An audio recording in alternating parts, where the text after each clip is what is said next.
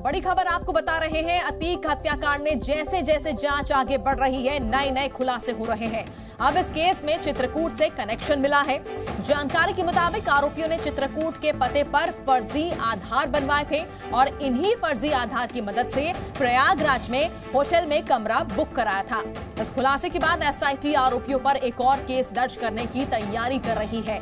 तो किस तरह से चित्रकूट से देखिए जो कनेक्शन यहां पर निकलकर सामने आ रहा है, जो फर्जी आधार बनवाए गए थे उनमें जो है यहां का ही एड्रेस था और देखिए प्रयागराज में जिस तरह से इन्होंने होटल का कमरा बुक करवाया था और इसी आधार को उन्होंने यूज किया था। तो इस खुलासे के बाद देखिए अब एसआईटी आरोपियों पर एक और केस दर्ज करने की तैयारी कर रही है। लगातार इन 3 शूटर से पूछताछ चल रही है। कई अभी ऐसे सवाल हैं जिनके जवाब पुलिस को नहीं मिले हैं।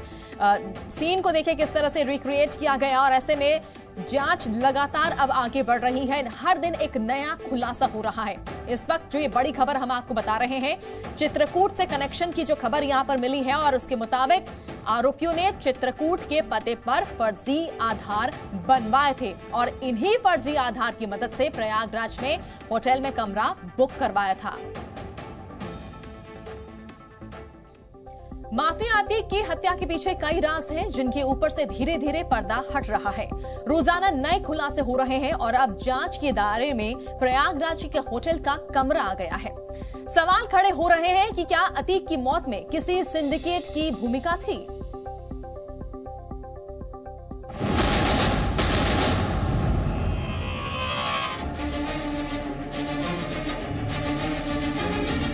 जो 3 थे वो अब 5 हैं। 3 ये जो नामजद थे सनी, अरुण और लवलेश तिवारी, इनसे लगातार पूछताछ की जा रही है।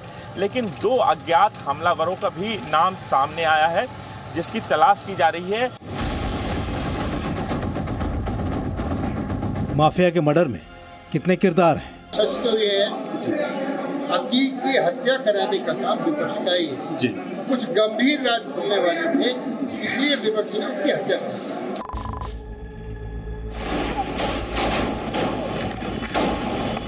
माफिया अतीक अहमद की हत्या पॉलिटिक्स, प्रोफेशनल किलर्स और परफेक्ट मिस्ट्री का कॉकटेल बन चुकी है। साफ साफ हत्या, लेकिन फिर भी बेहद पेचीदा। अब तो इसमें प्रयागराज के एक होटल का कमरा नंबर 203 भी शामिल हो गया है। ये वो कमरा है जिसका इस्तेमाल अतीक की हत्या के 3 आरोपी शूटर्स ने किया था। साजिश को अंजाम देने से पहले तीनों किलर्स ने इस कमरे में आखिरी प्लानिंग की थी। जैसे जैसे एसआईटी की जांच आगे बढ़ रहे हैं, तमाम नए खुलासे सामने आ रहे हैं। एसआईटी की पूछताछ में तीनों आरोपियों ने बताया कि 13 तारीख को वे प्रयागराज के स्टे इन होटल के कमरा नंबर 203 में रुके थे। 13 तारीख को ही लगभग 8:30 बजे तीनों आरोपी यहां पर आए थे और इसी कमरे से उन्हें 2 मोबाइल फोन बरामद मिला। यानी हत्याकांड को अंजाम देने से पहले उन्होंने अपने मोबाइल से सिम निकाल लिया था और मोबाइल को यहीं पर छुपा दिया था। अतीक की हत्या के तीनों शूटर्स ने 15 अप्रैल को मर्डर करने से ठीक 2 दिन पहले इस कमरे से निकलकर साजिश को अंजाम देने के लिए रेकी की थी। तीनों बाकायदे ई रिक्शा से घूम घूम कर पुलिस की कस्टडी में मौजूद अतीक और अशरफ के हर मूवमेंट पर नजर रख रहे थे। महज होटल से 600 मीटर की डिस्टेंस है कॉल्विन हॉस्पिटल का और तीनों आरोपी को इसी ई रिक्शा पे बैठकर, ऐसे ही ई रिक्शा था जिस पर बैठकर कॉल्विन अस्पताल तक पहुंचे और वहां पर पहले रेकी किया और ये देखने की कोशिश की कि क्या यहाँ पर कितना भीड़ होता है। हत्याकांड करने के बाद वो कैसे फरार हो सकते हैं, तमाम चीज़ों को वो देखा। लेकिन इस बीच जब वो रेकी करने के लिए जाते थे तो अपना मोबाइल फ़ोन होटल में रख दिए थे और जो 2 मोबाइल फ़ोन इनके निशानदेही पर बरामद हुआ है कमरा नंबर 203 में स्टे इन होटल के, वो दोनों जो फ़ोन्स हैं वो वहीं पर मिले, इसकी निशानदेही पर बरामद किया गया। पुलिस की निगरानी में अतीक और उसके भाई अशरफ की हत्या को अंजाम देना आसान काम नहीं था। पुलिस को सुराग मिल रहे हैं कि तीनों शूटर्स के अलावा उनके 2 हैंडलर्स भी थे जो मुमकिन है कि बैकअप प्लान का हिस्सा रहे होंगे। यानी ये 3 अगर हत्या में कामयाब नहीं हो पाते तो मौके वारदात पर मौजूद 2 और शूटर्स अतीक और अशरफ को मारने का जिम्मा उठा लेते। इस सुराग के हाथ लगते ही पुलिस और एसआईटी तफ्तीश को नई दिशा की ओर मोड़ सकती है। एसआईटी को होटल से 2 मोबाइल मिले हैं, साथ ही शूटर्स के पुराने नंबर्स भी हाथ लगे हैं। इन नंबर्स के सीडीआर यानी कॉल डिटेल रिकॉर्ड को खंगाला जा रहा है। यानी हत्याकांड को अंजाम देने से पहले उन्होंने अपने मोबाइल से सिम निकाल लिया था और मोबाइल को यहीं पर छुपा दिया था। उन तीनों ने पूछताछ के बाद उनकी निशानदेही पर पुलिस यहां पर पहुंची और यहां से ही वो दोनों मोबाइल बरामद किए हैं। अब उस मोबाइल का जो डेटा रिट्रीव करने की कोशिश कर रही है कि हत्या करने से पहले इन तीनों ने किन किन लोगों से बात की, कौन कौन से ऐसे लोग थे। जो तीनों आरोपी सनी और लवलेश और अरुण मौर्य को तमाम जानकारियां दी थी। अब ये मोबाइल फोन इस हत्याकांड के तमाम राज खोलेंगे।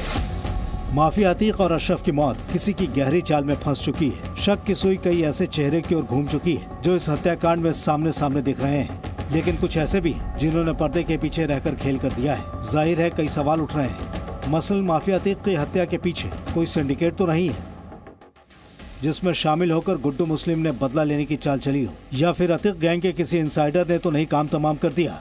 शक की सुई विरोधी गैंग की ओर भी है जिन्होंने अतीक को मारने का ठेका लिया हो या फिर ठेका दिया हो। सवालों की जद में तो सियासतदान भी हैं जिन्होंने साजिश रची और दूसरों के जरिए उसे अंजाम तक पहुंचाया। सच तो ये है, अतीक की हत्या कराने का काम विपक्ष का ही है। कुछ गंभीर राज खुलने वाले थे, इसलिए विपक्ष ने उसकी हत्या कर।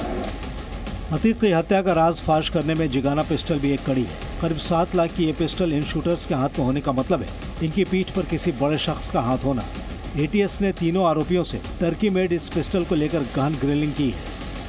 अतीक की मौत में पेंच कई है जिसमें वजह भी खुद अतीक का खानदान है।